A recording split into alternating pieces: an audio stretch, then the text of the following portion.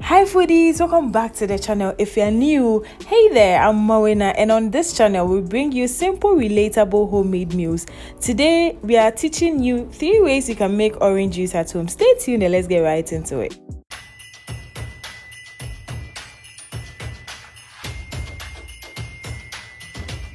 Season's greetings to you guys. Thank you so much for subscribing to our channel, always watching our videos and sharing our content. So the 3 ways you can make orange juice at home. The first option is the old-fashioned way. You cut your oranges into 2 equal halves and then you squeeze the juice out. With this, you would have to strain the juice when you are done to separate the chaffs from the seeds.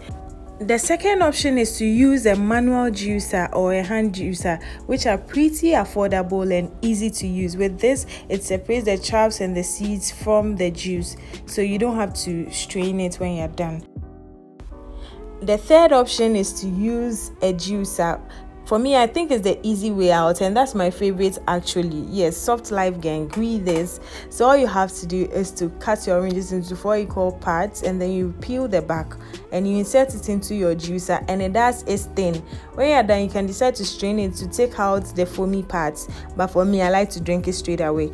You know, oranges are full of vitamin C, and this holiday season, if you want to do we are outside, then you need to boost your immunity. We are still in a pandemic, so guys, make orange juices at home and take, and you can also make it for your guests when they visit you. Bab enye de bia na obenom juice a paper mo add additives and stuff. With this, it's natural and with no additives, and with this juicer it separates the chaffs as well, as you can see here.